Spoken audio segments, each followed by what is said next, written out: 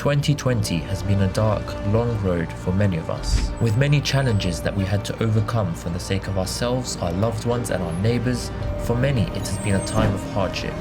Things changed rapidly in the blink of an eye as we adjusted to a new normal and had to adapt to a new lifestyle. And by the end of the year, many of us had more time to contemplate and think about what's most important to us. And with an unprecedented amount of focus on health and well-being, it's no surprise that more people than ever before are looking to change themselves this new year.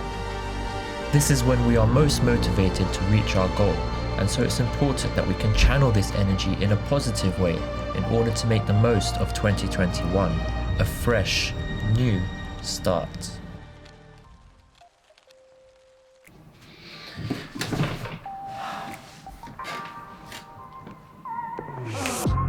That's better.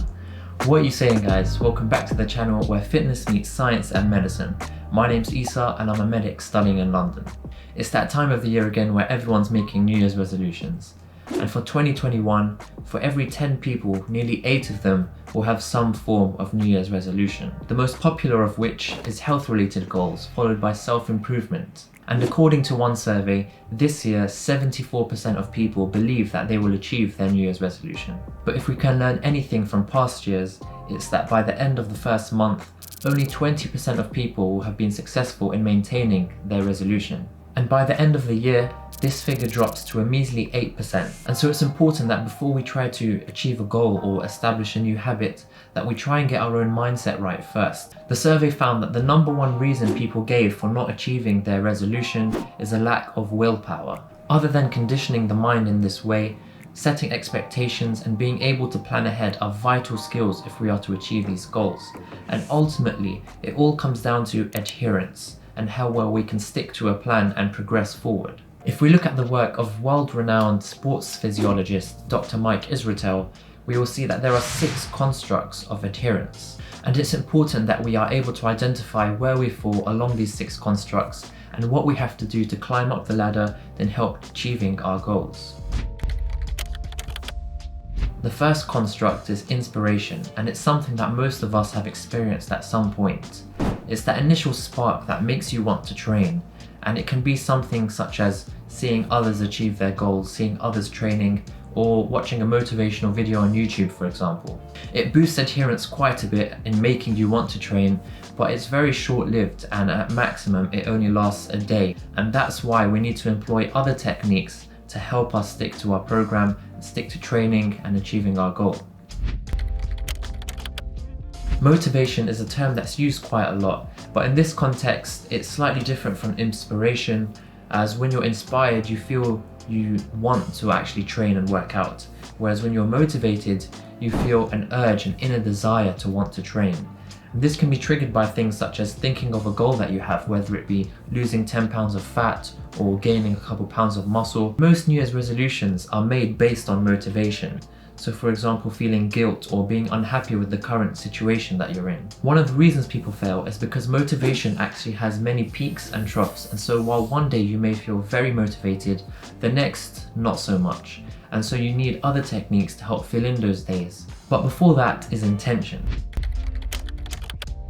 Intention is critical to advancing and achieving your goals, and it requires that you actually have a plan laid out.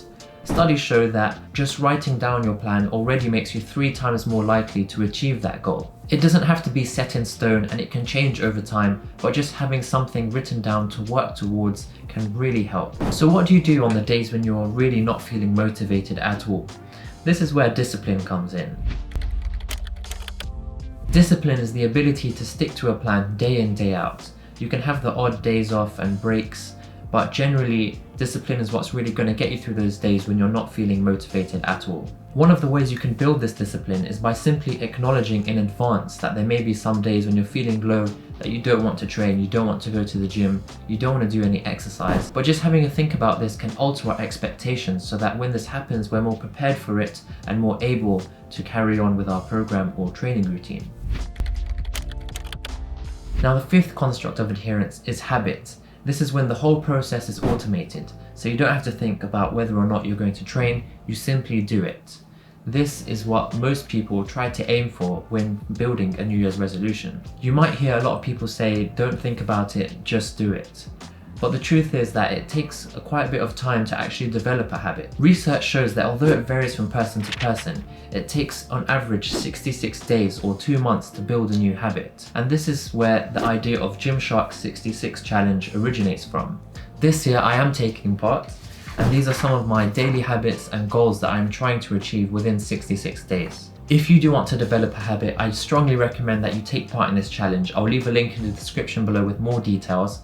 But you can follow me over on Instagram if you'd like to keep up to date with my current progress. I'm currently on week 2, and we can keep each other motivated that way as well. So because habits are so effective for achieving goals, for most people this will be sufficient and people will be happy with this level. But when stressful life events happen, this whole pandemic for example, our lifestyle can change drastically, habits can be disrupted, and our whole pattern of work can be thrown out the window completely. And so this is where passion comes in. Passion is what allows fitness influencers and athletes to train year-round, and it's learning to love the process itself. A lot of the time we can become preoccupied with chasing goals, and sometimes when we achieve those goals we feel underwhelmed because we're still not satisfied with what we've done. When you learn to enjoy the process and develop a passion for it, that's where things start to become easier and you don't feel that it's hard to try and train. You simply do it because you love to do it. Passion is when indoor gyms close and so you go to work out in outdoor gyms instead, or when outdoor gyms close and so you start doing home workouts instead, or if you don't have enough space for home workouts, buying a resistance band, weights, something you can do that doesn't require a lot of space but you can still do at home. Passion is the opposite of seeking excuses so that you don't have to train, but instead seeking out possibilities and new ways in that you can train. Now I'm not saying you have to fall in love with fitness just to achieve your fitness goals, but instead what we can do is try and develop a passion for progress itself. And for that, I want to introduce Dr. Andrew Huberman. Dr. Andrew Huberman is a distinguished neuroscientist and professor at Stanford Medical School who has published several papers and given hundreds of talks on how our brain's biochemistry can affect our behavior. After years of research, his work suggests that there's one simple thing you can do to trick your brain in becoming more productive, more likely to achieve your goals, and learning to love the process of making progress. And it's all to do with this tiny molecule called dopamine, which is responsible for the sensation of reward. What you need to do is this. Next time you take a step towards your goal or do something which you're trying to make a habit out of, just say to yourself, I'm headed in the right direction. By saying this out loud and reflecting on it, it actually releases some dopamine within the brain. This potentiates the dopamine's pathways, and so in the long run can help prevent stress, but also increase your anticipation for the next time you're going to do something similar and work towards your goal. The focus of this method is to shift our sense of reward from being goal-orientated to action-orientated, and we should feel that it gives us a lot more energy to pursue these actions that will ultimately help reach our goals. And so instead of the typical situation where you feel making progress is draining your energy, we now feel this increased capacity to do more things and greater things. Developing this type of passion is the pinnacle of adherence and should help across all aspects of life, whether it be career related, family related, health related, or just general self-improvement and well-being. Okay guys, I hope that helps. Feel free to leave a like if it did or you found it interesting.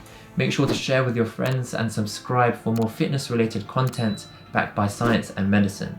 But with that being said, remember to work hard but work smart, and I'll see you in the next video.